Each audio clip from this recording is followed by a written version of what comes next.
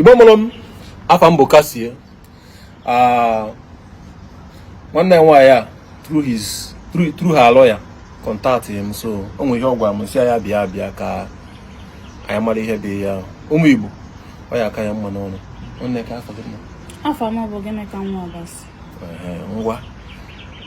call me here could first. Okay, I won the most states. Onya and a church of plan mind day 5. Moabo of wine in Mehancha. Get us here. Not the Selfancha. So, upon then come no June, early June, last 2 months. Aboam Snana chopran the march. So, Obi Obaru Atani. Atani. Yeah, Anambra State. Local government, yes, Atani. Okay, on a walk wherever.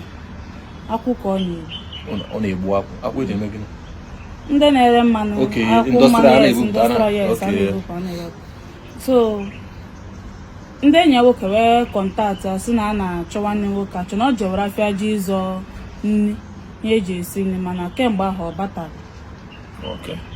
So, ajekwana na nna ejego m ebe a jee meet na ndị enyi na-aka nwa ike mata n'ike o si memakwa n'ebe si achị aga.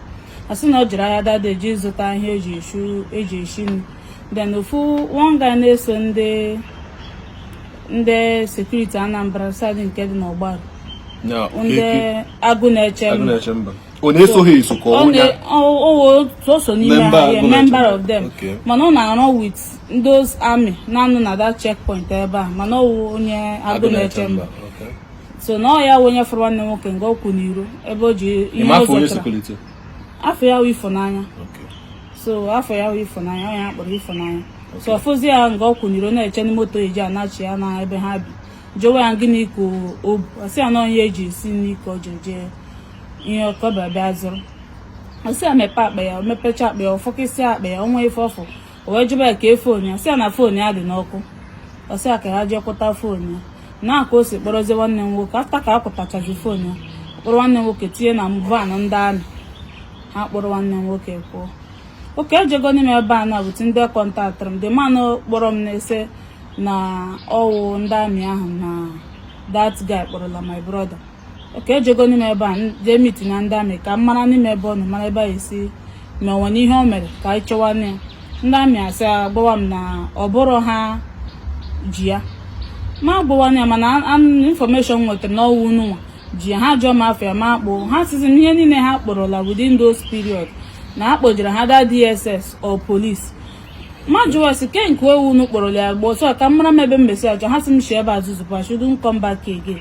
Mgbe ebe ihe ọwụla m fụrụ m ewere then the man kpọtakwana ime ebe a ha bawazere the man na ọwụ ha because na ha na-eme ha ala ọ na-abịa n'ime ha na ha na-akpa nkata mezie ha many operation ha jeze gwa ndị mmadụ na ha nwa mere the operation na ọ try ya again ha ga-egbufu ya ebe ọ gwara ya n'iru ebe a na ya egbufu ya na ya bịazikwala ebe a be try this kind nonsense again na m shikwa n'ebe a panda should not come back to that place again.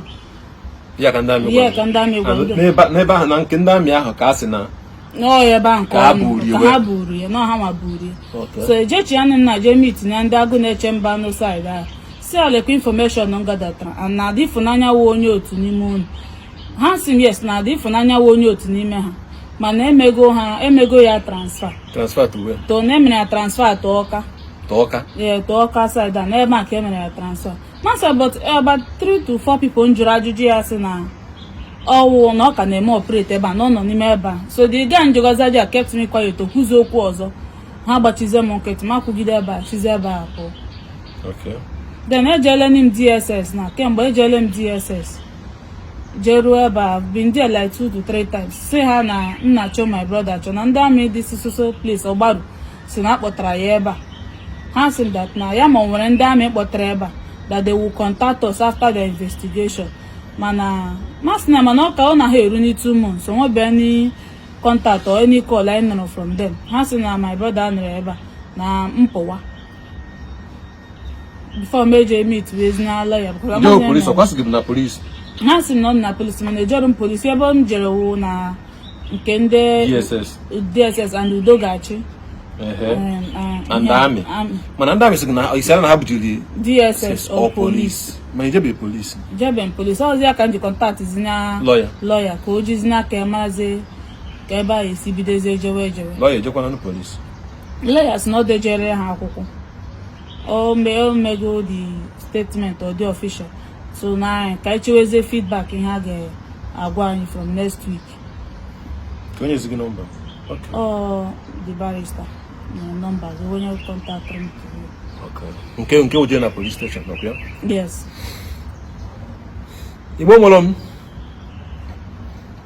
mmadụ na-efuzi everyday na ana Igbo ọ na-adịzi mma ka ọ ka nke ọ bịa na nke furu mgbe a na-anụ agha and nwanne anyị nwaanyị a bụ Lagos ka obi ọkwa Imo steeti ka ewu onye Mbaise obiri Lagos. So mgbe the lawyer bịa gwata m okwu ya so si ya bịa ka nghọta ihe ọ na-ekwu because ataghị m dị akụkọ nwere ka ọ dị.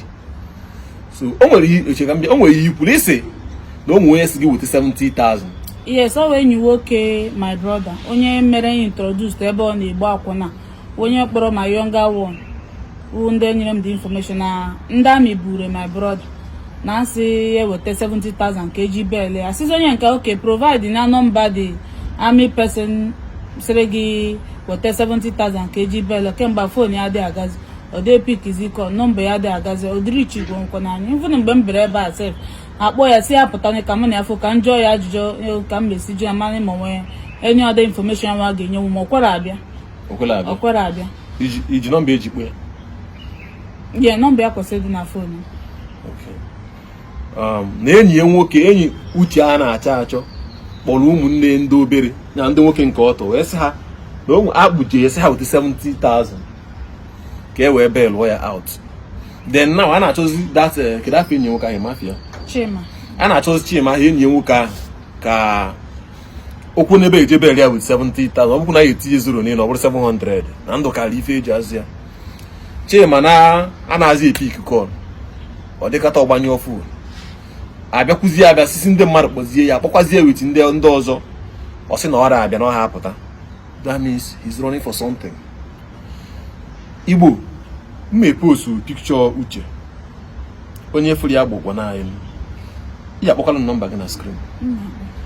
Biko kpọọ nọmba gị 09070740455. onye ọzọ 09070 kpọọ ya 09070740455. Okay. Ịma na isi gị juru eji ọ krachiri mgbe ahụ o nwere briji. So Igbo ọ ya dị mma na ndị ezipụta ka ha chekwa anyị na-egbuzi anyị egbu anyị fụzie ha anyị na-agba ọsọ ifuzi onye bụ egbe kwesị ibu egbe chekwaba gị ube mmiri amapụ gị. Yes na kịta ha amapụzi dị uto na ha egbuzi masị mana ọkwọsị na ha egbuzi masị ọ dịzie ka ha na-arụzi ọzọ onye wee ịfụnanya ebe ka ị nọ ka ebe mere gị transfer uru ka amaghọ m. Sorry, I have to say this. Agụ na-eche mba ụdị ihe aka a na-akọ ọ na ya sọmụ na ịfụnanya ihu n'ukwuru obodo na ịfụnanya emeghị transfer ebe a na-achọ mmadụ achọ ama nna anyị Igbo na-ewezi mmadụ ka ọka eji nwa dibịa ji adọpụ isi agwọ achụ aja. Please ụmụ Igbo anyị na-eme video for awareness that na ihe mere ịfụnanya ihe mere uche si n'aka Udogachi onye Udogachi a na-akpọ ịfụnanya gaa n'aka ndị amị na-anọ n'ọgbalụ checkpoint. Ha si ya na ọbịa ebe ahụ ọzọ ihe ọfụlụ owe that's a threat. Gwa dị ọrịa manụ kpọtara ya akpọta ebe ahụ na ya agbagbu ya ọ na-abịa aka mma ọ bụ na unu egbuo n'uche unu ebute ozi eke a gaa nye n'ọnwa mmadụ ka ọgwụ parents na aka na ndụ mana unu nwere na-ebu nye enyi mmadụ ọ ka mma na onye nke nwụrụ anwụ da na ofulu efu ịmaha na ọ na-asa ahụ ịmaha ebe ọ nọ ịmaha na akụjisi gị okwu ịmaha na ọ na-ayị ya ala nothing ịmaha na ọnwa ịmaha na ọ dị ndụ ọ na-eme n'isi ekpe na-ekpele ka onye nke gị fuo nya you can't tell anything about ịmaha na ọ ka dị ndụ ka egbuo ya tufuo ahụ tufuo ozie. So please ọ ya adị mma that na as look agụ na-eche mba ịkpụta mmadụ gịnị ka ị na-akpụjọrọ onye amị kedu emere polisi ịkpụta mmadụ ekpujere polisi ndị amị na-eme ha kpụtakwuo mmadụ ha akpụjere polisi why onye agụ na-eche mba ji kpụrụ kpụjere ndị amị na is threatening the family oke ya chikwu bụ ọ bụ na unu egbuo na uche bi na ya ozie onye achọ for 2 months a na-ga ewite style ọ bụ na unu egbughị ebi na ya ozie nwanne nwaanyị na ebe ọghọm okwuru ekwunya n'irie ọ na-agwa anyị na unu egbughị ana m ekwu nke m ịghọta unu agwa anyị na unu egbughị ka stress since June ahụ to now ọ nọ east mgbe ọ rakọgide aka na nsị unu ekpele ka ijegolo ọmụba mbe nwa dibia nekije ọsị na ọ karịgo yes o nwunye ebe ome otu ihe send ebe na-etinye okwu ige send ebe na-etinye okwu ọfụ kọntaktị ndị milo o eje miro ọmara ebe nwanne ya nọ yes now ọ chọghị ime ihe milo ahụ na-eme na ha ọ chọghị ịma the outcome of that miro the repercussion or something so please anyị atag Nigeria Army gịnị ka a na-akpị ya Nigeria Army their handle mma tag ya na vidio onye ọbụla tag bafa Anambra Police Command mma tag unu cause na akpọrọ afọ unu na this case Dr. Charles Chukwuma Soludo chọọ na handle ya tag ya na this case ke ndị dị ke ha agụ na-eche mba mpai emaka ya da na use no afụbeghị ihe m ya but tag everybody tag any authority tagable ha kpọ ya uche ọ bụ na uche anwụ na ha gwa anyị ya n'ọgụ ya aba mba na ọ na-ebi ya ozie yes na nwatakịrị na-agba mbọ onye na-egbu akwụ m ga-eti unu picture na vidio ọbụsa ngoro video picture m na-eti ihe ọ bụzikwa na nwere ihe ọzọ na-emu nji maka ya gbuo no problem bi na ya ozie ọ bụ na ọ nke nọ kidnapping ma ọ na-ezu ohi ma ọ ọ na-egbu mmadụ mụ na-agwa anyị na ọ na-egbu mmadụ na dịrị egbugo ya we move ahead ọ na-egburu ozu mana ajụghị ya sị ya kedu ma nwanne gị o nwere ya asị mgbe njụ gị sị gị edocha na nwanne gị anọghị into crime ka ihe sam uche na nwanne m anọrọ is a very quiet person introvert nke Western ọ dị ekwudo okwu ma afụzi nke ime ihe ahụ o nwere ihe ọ gwara m o chefu gị ọ sị na ọ bụ na nwanne na-akpa agwa dị aṅa ma ọ ya agada ebe a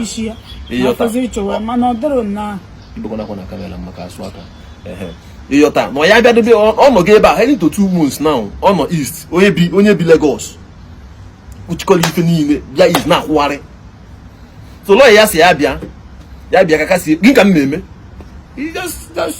there's more to this everyday mmadụ na-efu n'ala Igbo everyday mmadụ na-efu n'ala Igbo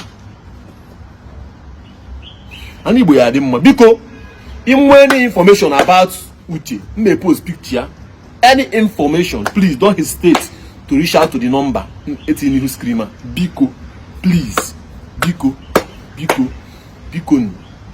ọ bụ na o nwere ka isi nwe idea ka anyị esi sort ya process anyị aga for ịma ebe ọ nọ fine dee ya na comment section please ana Igbo ya dị mma ana Igbo ya dị mma mmatụ zero fear for anybody let me see ya back in now isi fa do